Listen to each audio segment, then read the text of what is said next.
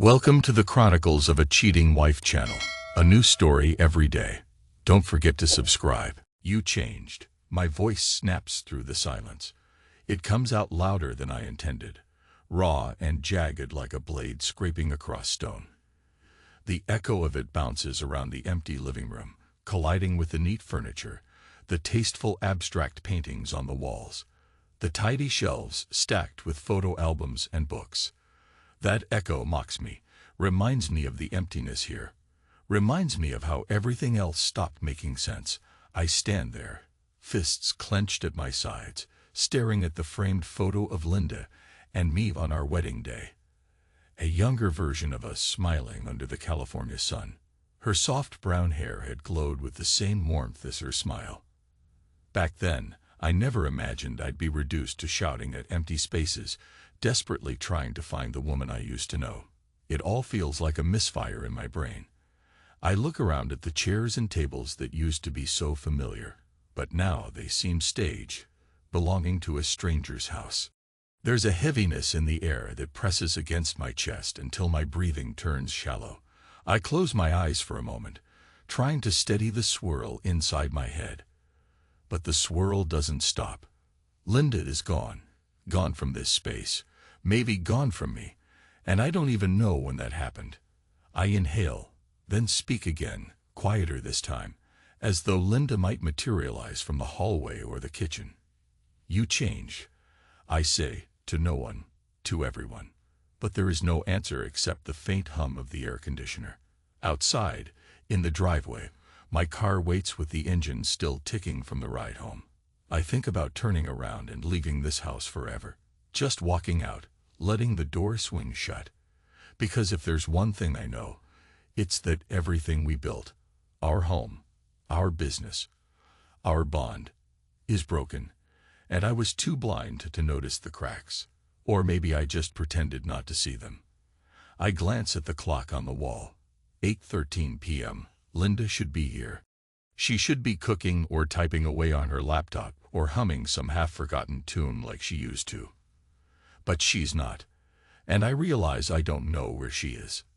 Anger clenches my throat. My voice rises again, voice trembling. Do you even remember who I am? Do you even remember us?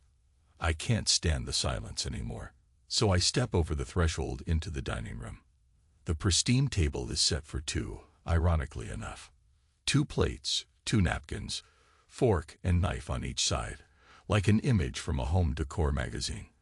A perfect arrangement for a life that doesn't exist. The second place is empty. No Linda, no comforting presence, just a place setting that stabs me in the chest with a reminder of her absence. A day ago, or was it 2 days?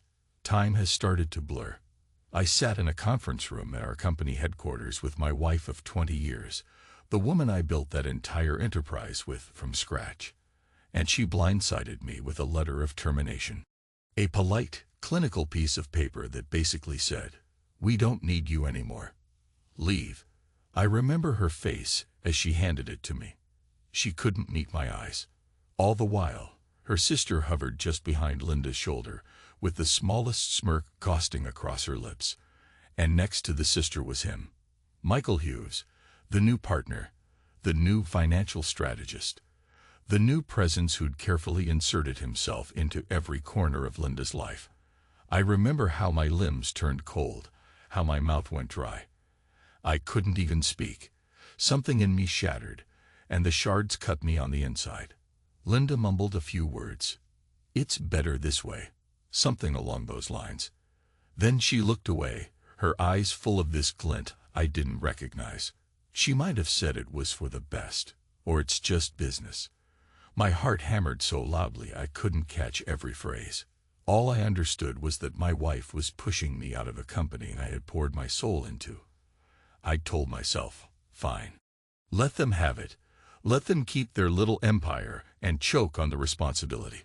I almost convinced myself I could walk away, find some quiet corner of the world, and start over.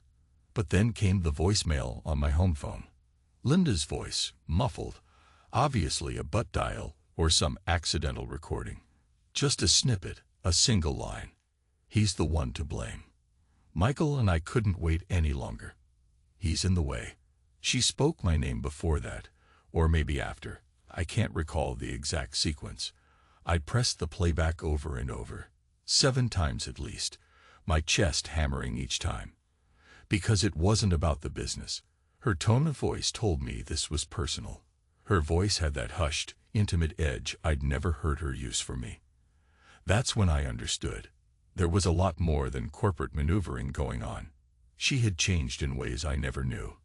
I swallow hard now, recalling the sound of that message. I still have it on my phone, as if I need to keep poking at the wound. The next day, or maybe it was the day after, I walked into that same office building wearing a clean shirt. The sunshine hurt my eyes. My breath felt shallow, but I forced a calmness I didn't truly feel. I said goodbye to my former colleagues, one by one, with the slow, deliberate courtesy of a man at his own funeral. None of them could look me in the eye. They were all complicit, or maybe they just wanted to keep their jobs. I left a sealed letter on Linda's desk. A single chance, I told her in writing. A chance to fix everything, to come clean. I turned and walked out of that building. Didn't even wait to see if she opened it. I knew she would. And in that moment, all I wanted was to be far away from her, from them, from the heartbreak. Because if I stayed 1 second longer, I would have collapsed on the spot. But here I am now, in the hush of our home, waiting again, a riot of emotions warring in my chest. My phone has no messages from Linda. No missed calls. Nothing. She's not picking up. There's only emptiness in these walls. My breath trembles. I walk over to the kitchen island, lean on it, and stare at the row of knives in the wooden block. The biggest one catches my eye. A chill runs down my spine. Don't do anything stupid, I hiss at myself. But the anger is so strong, it drowns out reason, and the despair is just as heavy, like I'm drowning in thick, black tar. I push off the counter, turn away from the knives, and force myself to breathe. I already told Linda I wouldn't threaten her. That letter wasn't a threat. I gave her a chance to make things right. But the shadow inside me whispers that sometimes words don't fix a damn thing. I try to recall how we arrived at this point. Scenes flicker through my memory. Linda and I at college in the early days, huddled in a cramped dorm, brainstorming our big future. Our wedding day, where we stood in a grove of orange trees behind a friend's house, the breeze gently ruffling her hair. Our first big sale in the retail business we started. The celebration dinner where we toasted to us against the world. And then Linda's sister showing up at the office, supposedly just for a few weeks, to help out. She stayed. She wormed her way into Linda's ear, into Linda's confidence. Then Michael arrived, some outside consultant, recommended by the sister. Suddenly, Linda was conferring with him more than with me.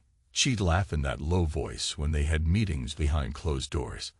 I'd walk by, peer through the glass panel, see them leaning in too close, a hush between them that I'd never heard from Linda with any other colleague. My gut twisted, but I shrugged it off. That's Linda, I told myself. She's good at building relationships. She's charismatic, extroverted, a natural leader. She's the marketing mind. I'm the operations guy. We complemented each other. That was how it always worked, until it didn't. The first time I really noticed something was wrong was one night, months ago, when I'd come home and found Linda already asleep. Too early, too abrupt. The lamp on her nightstand was still on, a half-empty glass of wine next to it. The pillow next to hers was bunched up, like someone had pressed into it. I reached over, touched it, felt the warmth. But Linda was so distant that night. When I asked her what was wrong, she muttered something about stress and turned away. Now I piece it all together. Maybe that night Michael had been here. Maybe she'd panicked when she heard my car. The memory roils in my stomach like a sickness. My phone vibrates. I jerk so hard I almost drop it. But it's not Linda. It's just an automated text from the bank. Some bullshit about a new service. I let out a harsh laugh, then wipe a hand over my face. My mind is unraveling by the second, and I want to tear the walls down. I walk to the front window, look out at the starlit sky, and see Linda's car turning onto the street. My heart leaps into my throat. Her headlights slice across the driveway. She parks. She doesn't get out right away. I see the outline of her in the driver's seat. I stand there, behind the curtain, watching. Then the car door opens, and she steps onto the pavement. In the dim street lamp glow, I see that she's wearing a sleek blouse, dark slacks, her hair pinned back. She looks every bit the successful corporate executive. She opens the trunk to remove a briefcase. I can almost hear her breath as she exhales. She looks toward the house, our house, like she's not sure she wants to come in. Or maybe I'm just projecting my own confusion.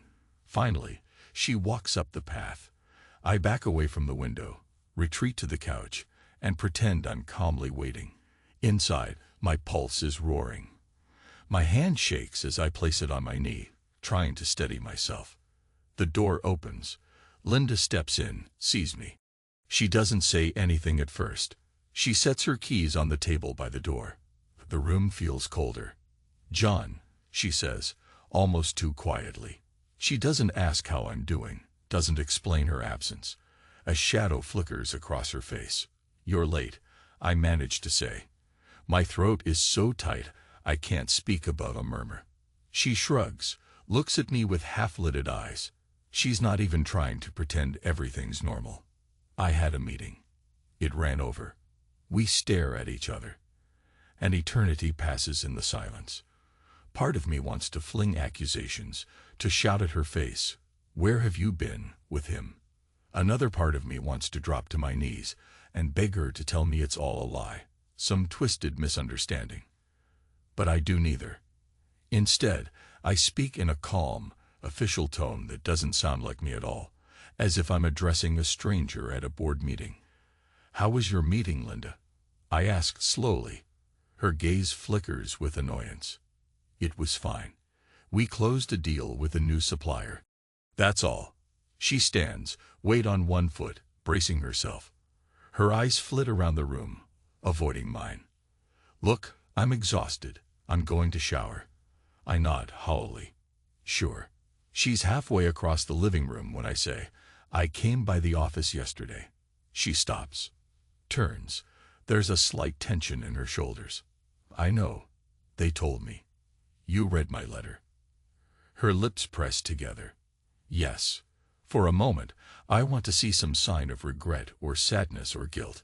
Anything. Instead, her features remain controlled, distant.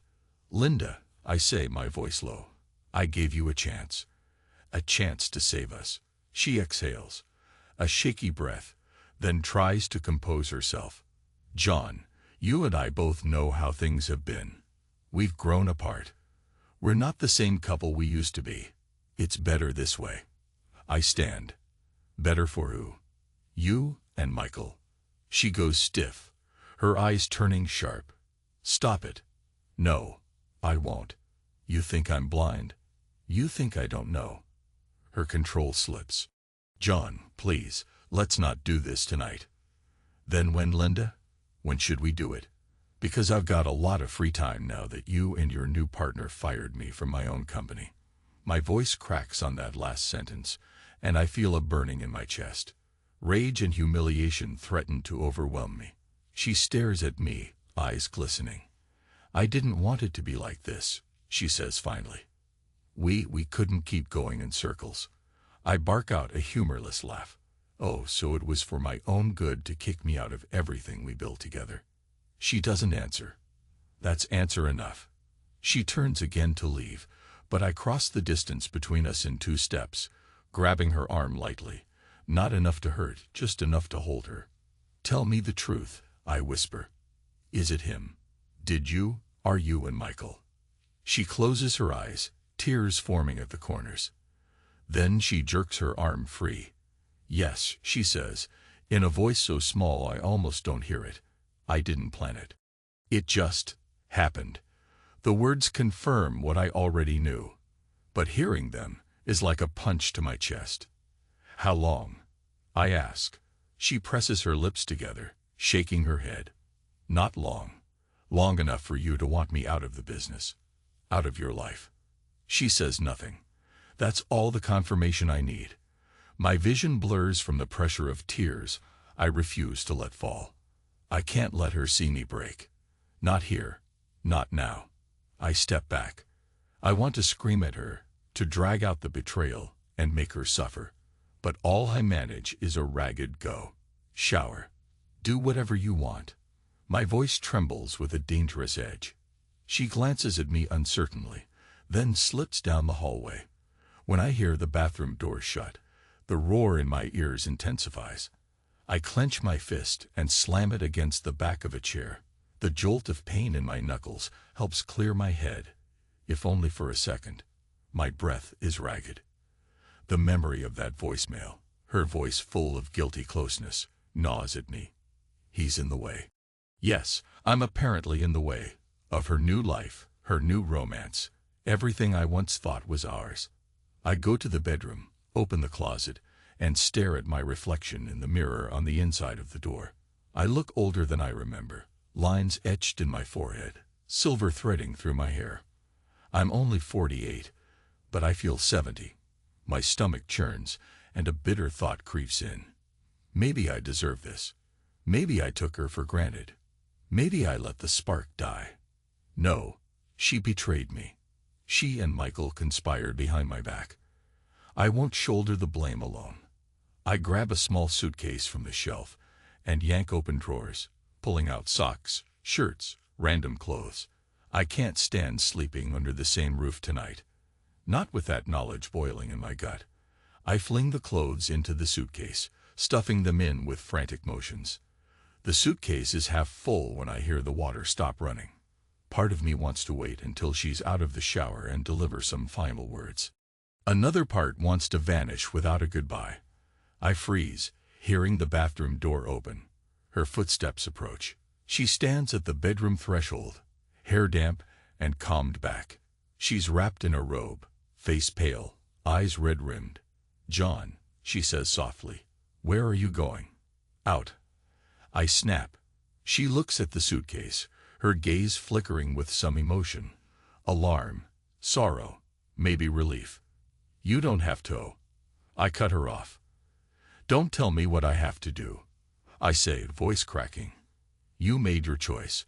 I just can't be here right now." She nods, hugging the robe tighter to her body. "I'm sorry. For everything." The apology hits me like a hollow bullet. "No, you're not," I say, my anger rising again. "If you were sorry, you wouldn't have done it. Or at least, you'd have ended it when you realized what it was doing to us. Don't talk to me about sorry." She steps closer, water droplets trailing down her neck, her hand trembling at her side. "John, I never wanted to hurt you." I bark out a laugh. That's what they all say, right? People never want to hurt each other, but they do it anyway, over and over. She flinches, looking away. Silence settles between us, and in that silence, I see everything that once was 20 years of building a life together, turning to dust. I remember the Linda I met in college, the Linda who danced with me at midnight in an empty dorm lounge, who whispered we'd conquer the world. And now she's a stranger standing in front of me with guilt in her eyes. I zip up the suitcase, ignoring the tears threatening to rise. I'm too angry to cry, too tired to keep up this charade. Without another word, I push past her, suitcase in hand, heading for the front door. I sense her behind me, but she doesn't try to stop me. She doesn't beg me to stay. The door closes softly behind me, and suddenly I'm outside, the night air cold on my face. The rage in my chest throbs, and there's a new ache beneath it, something heavy and final. For a moment, I consider driving off a cliff, or just turning the engine on and letting the exhaust fill the garage. The despair that hits me is so strong, it almost feels comforting to think about ending it all. Ending the humiliating pain, the betrayal, the suffocating sense of failure. But then a flicker of defiance flashes inside me. No, I won't let them. Linda, her sister, Michael. When? I gave Linda a letter that offered a chance. If she doesn't take it, I'll force them to see the consequences of their actions. I toss the suitcase in the trunk and slip behind the wheel. The engine growls, the headlights pierce the darkness. I drive off into the night. My heart hammers, adrenaline burning in my veins. I have no destination. Maybe a motel on the outskirts of town. Or maybe I'll drive until sunrise and see where I end up. I find a cheap motel, a relic from the 70s with peeling paint and a neon sign that flickers half broken. I park, book a room from the board desk clerk, and let myself into a stale room that smells like old cigarettes. Dropping the suitcase on the chair, I sit on the bed. The sheets are thin and scratchy. The minutes crawl by.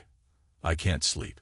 My mind replays Linda's face, her admission, the curve of her body under that robe, the memory of how she used to arch her back when she was with me, now shared with him. It's more than I can handle. My throat tightens as I picture them. Linda in that sleek blouse, Michael in his tailored suit, leaning into each other's space, his hands on her waist, maybe sliding to her hips, her lips parting, eyes closing. The flickering neon from outside seeps through the drapes and throws weird shadows on the wall. My stomach churns with the image, an involuntary fantasy that's so vivid it rips my insides apart. My fists clench. I try to exhale slowly, but the air catches in my lungs. I sit up, press my palms to my forehead, and let out a low, trembling groan. Damn it. I hiss, my voice scraping at my throat. I can't keep doing this to myself. I open my phone, scroll through the contacts until I find my brother's number. He's in another state. We don't talk much, but right now I just need a voice that isn't in my head. But it's past midnight. The call goes straight to voicemail. I almost leave a message, but all I can do is breathe raggedly into the phone for a couple of seconds. Then I end the call. My mouth twists into something like a smile. Fine, I'm alone. That's how it's going to be. I toss my phone onto the bedside table and let the darkness swallow me. ***** Morning arrives with harsh, pale sunlight slicing through the cheap curtains. My back aches from the lumpy mattress. I force myself up, rinse my face in the sink, gulp some water from a plastic cup. The taste is metallic, reminding me of old pipes. My reflection in the mirror startles me. Eyes bloodshot, stubble shading my jaw, hair a mess. This is what Linda turned me into. Then again, maybe I did this to myself. I check my phone. One new message. My heart hammers, hoping it might be Linda begging for forgiveness. But it's just a short text from a friend at the office. They changed the security codes. Sorry. I let out a hollow laugh. They'd wasted no time. So it's official. I'm out. This is how easily a man can be erased. My stomach growls. I ignore it, slip on my shoes, and head outside. It's a chill morning in early autumn, the sky clear. I get in my car and drive away from the motel. No clear plan. The roads are busy with morning commuters. I stop at a fast food place, order coffee and a breakfast sandwich, then stare at the plastic tray. The sandwich tastes like rubber, but I chew methodically. The coffee is scorching hot, bitter, a jolt to the system. Mid-bite, I get a flash of Linda's green eyes and the small private smile she used to give me when we'd sit at a coffee shop together in the mornings. We used to talk about our plans for the business, the new marketing campaigns. She'd nibble her croissant, I'd sip my black coffee, and we'd swap glances that said, "We're in this together." I push the tray away. The food sticks in my throat. I toss the sandwich in the trash, slosh the rest of the coffee in after it, and storm out to the parking lot. My anger sharpens into a single thought. I need to see Michael's face. I want to look him in the eye. I want him to feel the pressure of my gaze, because I might kill him if he gives me the smallest reason. It's insane, but I can't stop the impulse. I drive to the office building. My building, where I used to have my own parking space. I see the sign. No unauthorized entry. The large tinted windows reflect the morning sun. In the reflection, I look like a ghost. My heart thunders. I step out of the car, approach the glass doors. The security guard behind the reception desk stiffens when he sees me. I know him. Alvin, an older man with a neat uniform. He picks up the phone, probably to alert someone. I open the door, and Alvin holds up a hand. "Mr. Miller, I'm sorry, but don't," I say. My voice is quiet but firm. "I'm just here to pick up some personal things." He hesitates, then nods slowly. "I have to call upstairs first." I grit my teeth, but let him do it. He murmurs into the phone, glancing at me nervously. A minute later, he hangs up. "Mrs. Miller says you can go to your old office to gather personal items, sir." I feel a pang at the mention of Mrs. Miller. I guess Linda's still that, on paper. "Fine," I say. Alvin steps aside, letting me pass. The elevator ride up feels endless. My reflection in the polished doors shows a man strung tight, face tense. The doors open onto the main floor. It's eerily silent, except for the hum of fluorescent lights. People peek out from cubicles as I walk by. They drop their gazes quickly, not wanting to be associated with me. I reach my former office, a spacious corner suite that Linda and I once shared. The door is slightly ajar. Inside, a slender figure stands by the window, phone in hand. Michael. He's wearing a crisp navy suit, the jacket tailored to fit his trim frame. He turns at the sound of my footsteps. Our gazes lock. He sets the phone down on the windowsill. "John," he says, voice cool. "I didn't expect you." I close the door behind me slowly, letting the latch click into place. My pulse thunders. "You bastard," I say, my voice controlled but trembling. "You took everything. You took my wife, my company, my entire life." He runs a hand over his short, dark blonde hair, eyes flicking to the door, as if calculating if he can make a quick exit. "It's not like that," he begins, but I cut him off. "Shut up." I clench my fists. "I don't want your excuses. I want the truth." He folds his arms, measuring me. "Linda was unhappy. It's not my fault your marriage failed." I bristle.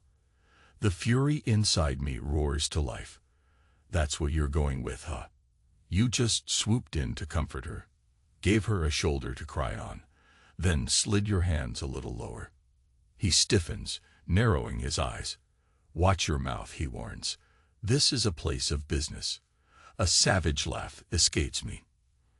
"You talk about business. You conspired to force me out of my own company. And you think I should be worried about a professional atmosphere." He steps closer, his tone low and steady. "You should leave. You have no right to be here. I gave you enough time to collect your personal items. Don't make this more difficult." I inhale, trying to keep from punching him. My voice shakes as I say, "What's so special about you, anyway? Linda's an intelligent woman. How did she let herself get tangled up with a snake like you?" For a second, I see anger flare in his eyes.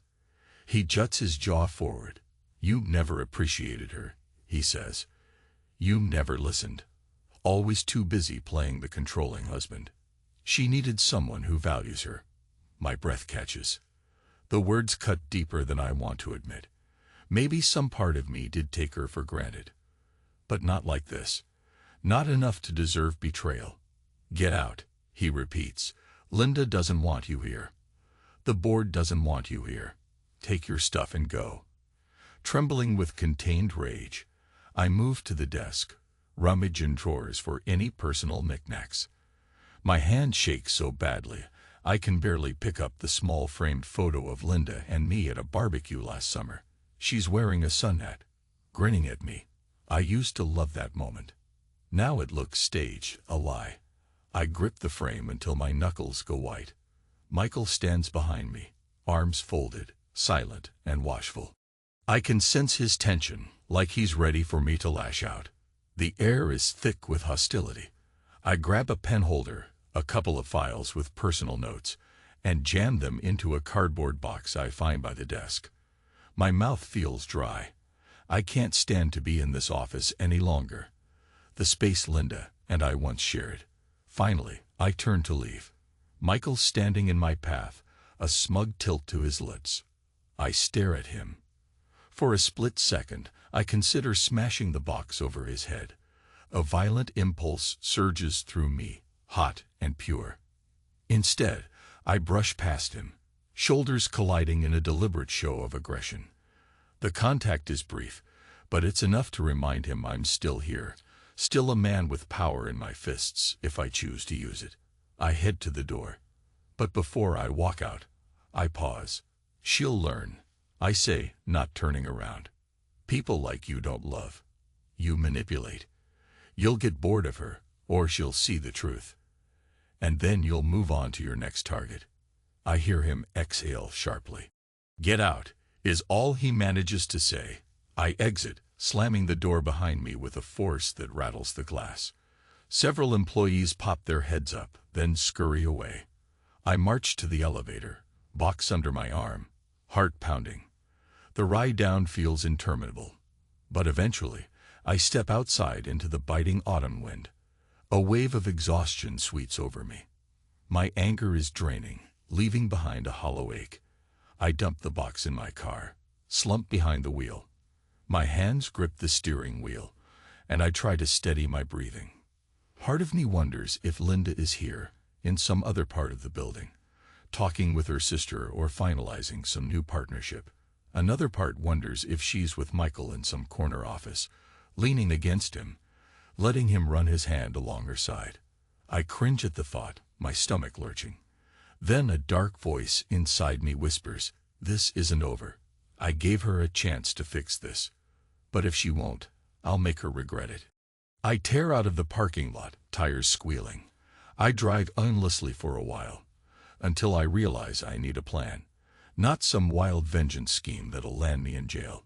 Something more measured. Because if there's one thing I do know, it's how to strike when the time is right. I recall all the business knowledge I have, the deals and relationships I built over the years.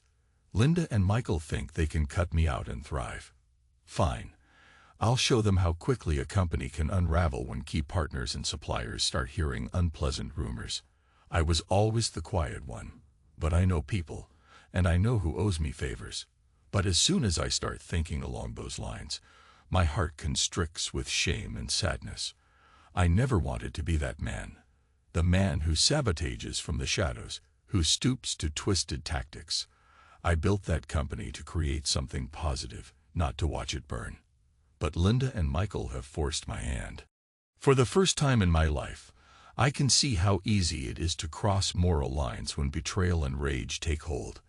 I drive back to the motel, lock myself inside. The box from the office sits on the small table. I dig through it, find the framed photo of Linda and me. My stomach twists. Then I catch sight of something else, a sealed envelope. It's the letter I wrote Linda, apparently returned to my desk. Maybe she read it. Maybe she tossed it aside. I pick it up, tear it open, read my own handwriting. "Linda, I'm giving you one chance. We can fix this if we still want to. If there's anything left between us that's worth saving, tell me now. I'll listen. But if you don't, then everything we've built will crumble, and I won't be able to stop it. I'm not threatening you. I'm giving you an opportunity to make things right. You know how to reach me." I stare at the words. They sound so formal, so stoic, but behind them is a man pleading with his wife to come back to him, to end this madness. She didn't respond. That's all the answer I need. My phone buzzes. I grab it, a sliver of hope piercing my chest. It might be Linda. But no, it's a text from an old friend, Frank, who heard about my sudden departure from the company and is checking in. I text back a quick thanks, not wanting to unload my anguish via text message.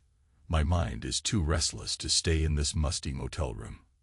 I toss on a jacket, drive downtown to an old bar I used to frequent in my 20s. The place is dimly lit, the wood paneling scarred from decades of use. The bartender is an older gentleman with a gray mustache, a stern face softened by kind eyes. "What can I get you?" he asks. "Whiskey, straight," I say, sliding onto a stool. My reflection in the mirror behind the bar looks grim. He pours a generous measure. I knock it back, feeling the burn in my throat. It brings tears to my eyes, or maybe the tears were already there. I cough, then place the glass down with a hollow thud. The bartender eyes me. "Rough day." I let out a bitter laugh, something like that. He just nods knowingly, refills my glass. "This one's on me," he says quietly, leaving me to my thoughts. Time drifts. The bar fills with a few regulars, folks huddled over their drinks. I tune them all out, focusing on the warmth of the whiskey, the swirl of sorrow in my chest. My phone remains silent. Linda won't call. An hour later, or maybe two, I realize I'm tipsy enough that driving is a bad idea. I ask for water, sip it slowly. The bartender offers me peanuts. I accept. Anything to settle my stomach. My mind is a haze of betrayal, heartbreak, and a flicker of savage satisfaction at the idea of revenge. I blink away the burn in my eyes. My voice, when I speak, is quiet, hoarse. I used to believe in vows. 20 years, and it ended like that. She found someone else, and they pushed me out. I'm not sure why I'm telling the bartender. Maybe because he's the only one who will listen. I feel like I could kill them both. He studies me, wiping a glass with a rag. "Don't do anything you'll regret," he says. Anger passes, but there are some things you can't undo. I let out a shaky breath. I know. My phone buzzes. My heart jolts again. But it's another friend. Or maybe an acquaintance. I ignore it, slip the phone in my pocket. My entire body sags with weariness. Eventually, I'm sober enough to drive. I go back to the motel, collapse onto the bed, slip into a fitful sleep. My dreams are shards of memory. Linda in her wedding gown, Michael's smug face, the dull click of a conference room door shutting me out. My chest feels crushed. When morning comes, I decide to leave this city. I can't stay in the same place as Linda and Michael. It feels suffocating, like a net closing around me. I pack up my things, check out of the motel, and hit the road. I drive for hours, the scenery changing from urban sprawl to open farmland. I pass small towns with old diners, battered signs advertising antiques, rows of cornfields glinting under the sun. My mind drifts in a half-numb state, yet the anger simmers beneath, refusing to die. I keep thinking about that voicemail. "He's in the way," Linda had said, as if I'm just an inconvenience, something to be removed. Like trash. A red haze crosses my vision every time I remember that phrase. I vow to myself, she'll regret treating me like garbage. But there's another part of me that just wants to hide away, lick my wounds, pretend none of this happened. I pass a cheap roadside motel, consider stopping, but keep driving. Eventually, I settle in a small city near a lake, check into a modest inn with a view of the water. The place is quiet, with an older clientele, people around my age or older. They don't ask questions. Days pass in a blur. I take walks by the lake, watch the ripples on the water. My phone never rings with Linda's number. A dull ache creeps into my heart. Sometimes I imagine her and Michael celebrating their success, or lying together in a wide bed, her hair fanned across the pillow, her fingers running over his shoulders. The image stabs me, but I can't stop conjuring it. My voice tears at my throat. "Damn you," I whisper to the memory of her smile. At night, the desperation hits. I think about how easy it would be to sink into the lake's cold depths, to embrace darkness. But each time, the same flicker of defiance holds me back. I'm not done yet. She doesn't get to shatter me so completely.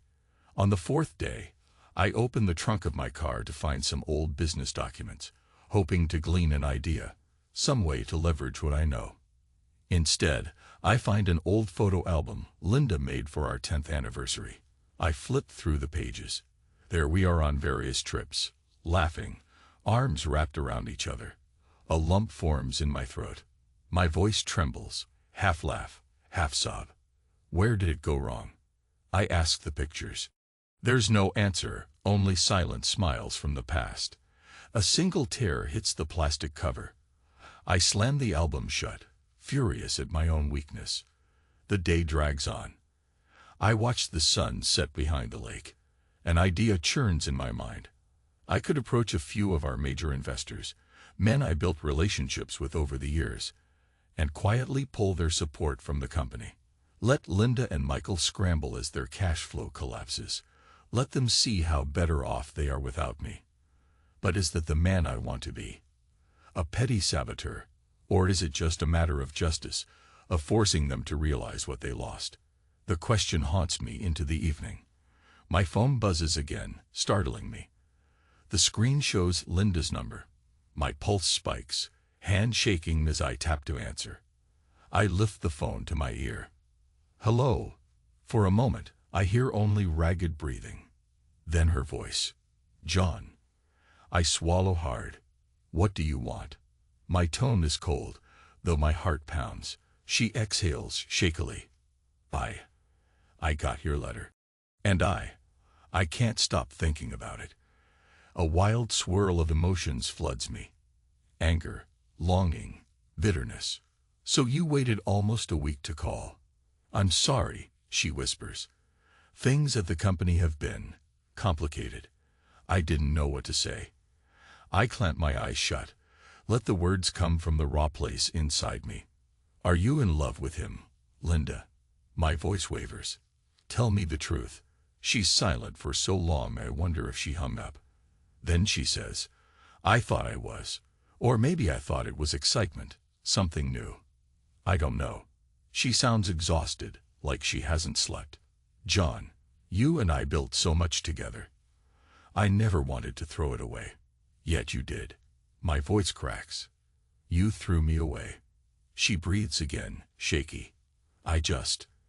I felt suffocated. Like we were stuck. I needed something and Michael was there. I'm not excusing it.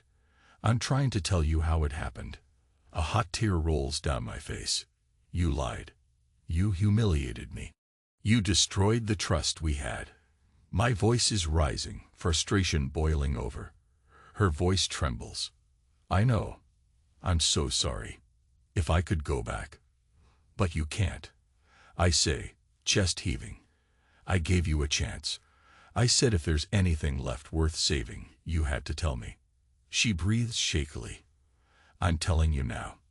I don't want this to end in hatred and revenge. I can't live with that. A bitter laugh escapes me. Where's Michael now, Linda? She's quiet. Then, he left for a conference, or maybe he's just gone. He said something about not wanting to deal with the fallout. I let that sink in. So he's bailing on you when it gets tough. A hollow sense of satisfaction. That's the man you chose over me. I made mistakes. I was blinded by the thrill, by the possibility of taking control. I don't know how to fix this, she whispers, voice thick with tears. But I don't want to lose you completely, even if we never go back to how we were. I close my eyes, every muscle tense. You already lost me, Linda. You lost me when you decided I was in the way. My voice hitches on those words. You took everything I built. Our business. Our marriage. You let that man into your bed. And you kicked me out. You think you can just say sorry now, and it'll all vanish. She sobs softly on the line. John, I'm begging you not to destroy everything out of revenge. If you pull away the investors, if you sabotage the deals, you'll ruin us all. I can't start over at my age. I need the company to survive. Pain lances my chest. She's more concerned about the company than about me. That's why you're calling, isn't it? I say, trembling with fury. Because you're worried about your precious business. You're not calling because you want me back. You just don't want me to tear down your empire.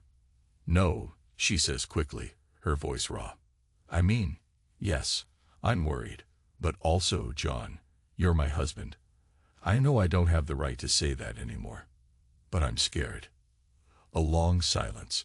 My breath shakes. You should be, I whisper. Then I disconnect the call.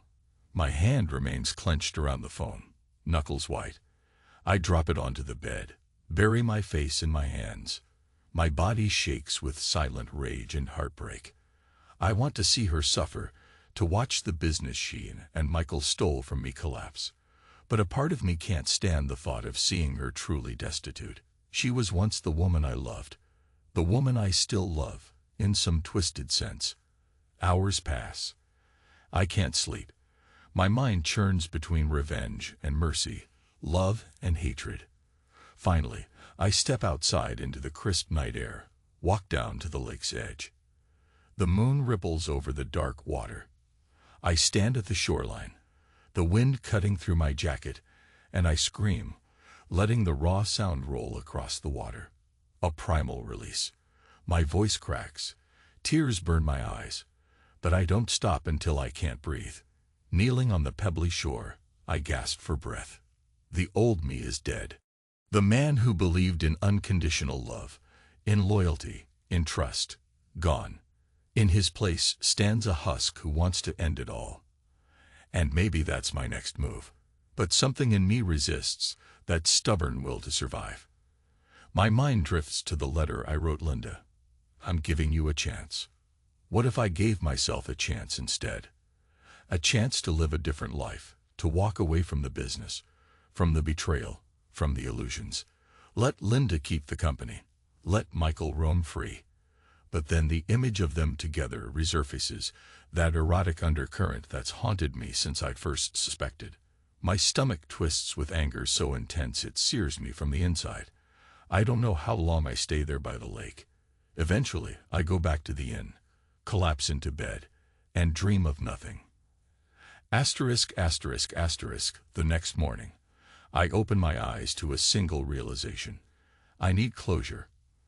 I can't keep running. I have to face Linda one final time, to speak my piece. No more phone calls or letters. I want to see her face when I tell her my decision. I throw my stuff in the trunk, check out of the inn, and drive back toward the city. It's a long drive, but I barely notice the passing hours. My mind races with all the things I might say to Linda. The anger in me pulses, but there's also a strange calm. I know this is the end, one way or another. At midday, I arrive at the house, the place that once felt like home. Linda's car is in the driveway. My heart lurches. I park at the curb, step out, approach the front door. My legs feel heavy. When I knock, my hand trembles. She answers, looking like she hasn't slept in days. Hair disheveled, eyes puffy. Surprise flickers across her face. Then wariness. "John," she says, voice raw. "Can I come in?" I ask. She steps aside. I walk into the living room. The same space where I once shouted at empty air. The same space that feels foreign now. We stand awkwardly. Finally, Linda gestures to the couch. "Sit." I nod, but remain standing. My gaze flicks to the framed photos on the mantel. Us on our wedding day, us at a business event, us at a holiday party. They taunt me with illusions of happiness. Linda rubs her arms nervously. I'm glad you came. I take a breath. I needed to see you. I needed to say some things in person.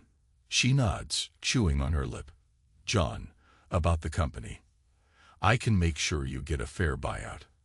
I know it won't fix." I hold up a hand. "Stop. This isn't about money." I meet her gaze, my own eyes burning. "We're done, Linda. You understand. There's no going back. You made your choice when you betrayed me. I gave you the letter. I gave you a chance. You threw it in my face." She blinks back tears. "I didn't throw it away. I didn't know how to fix everything. And now it's too late." My voice cracks. "All that's left is for me to decide if I'll use what I know to sink your new empire." She inhales sharply, tears rolling down her cheeks. "Don't. Please." That business was our dream. If you destroy it, you destroy yourself too. I lower my head. You have no idea how tempting it is to burn it all, to watch you and Michael scramble. But then I realize something. I don't want to spend my life consumed by revenge. I don't want to be the guy who can't move on. She sniffs, wiping her eyes. So what does that mean? I step closer, my voice low. It means I'm walking away. Completely. I'm leaving the company to you and your partner. But you'll never see me again, Linda. This house, these memories, they're all yours to deal with. Keep them. Burn them. I don't care. I won't hamper your precious success. But I also won't be there to share it. She lets out a sob, pressing a hand to her mouth. You don't have to go like this.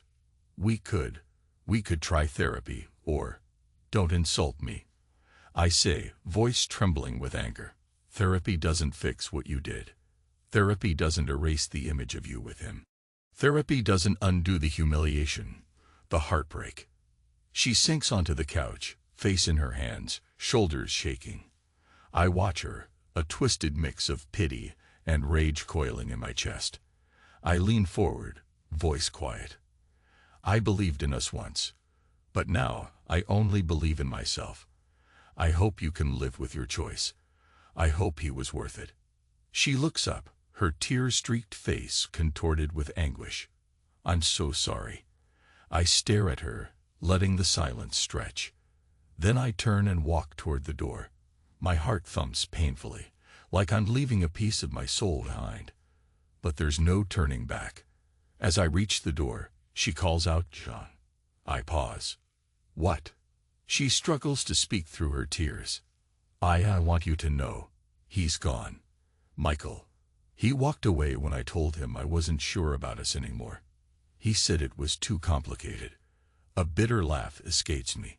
So he used you, then ditched you. Great choice, Linda. She flinches. Then she bows her head. I deserve that. I open the door, step outside. The sunlight momentarily blinds me. My shoulders slump, exhaustion pulling me down. But there's also a strange clarity in my chest. I'm free now, free from the illusions, from the lies. It hurts like hell, but I survived. I'm still here. I walk to my car, open the door, toss my jacket inside.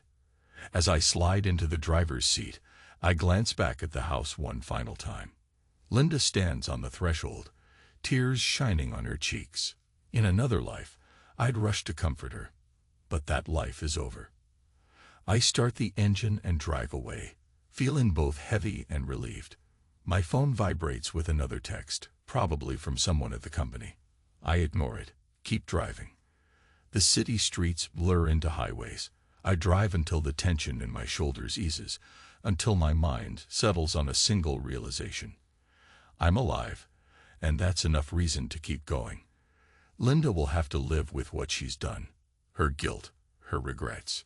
Maybe that's my real revenge, giving her the time and space to understand what she lost. As for me, I'll carry the scars. I'll remember the betrayal every time the nights get cold and lonely. But I'll also remember that I walked away on my own terms. I kept my dignity, however tattered it might be. Wind rushes through the open window, whipping my hair around, reminding me that the future is vast and unwritten. I grip the steering wheel, let out a deep breath, and press the gas a little harder. There's a world out there beyond this betrayal, beyond this heartbreak. I'm not sure where I'm going yet, but for the first time in a long while, I feel the faint pulse of possibility. Maybe that's worth living for. And so I drive on, carrying the weight of myself, leaving Linda with the weight of her choices.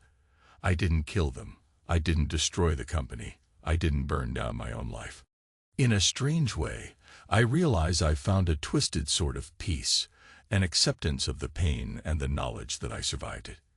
It isn't the victory I once imagined, but it's real, and it's mine. That will have to be enough.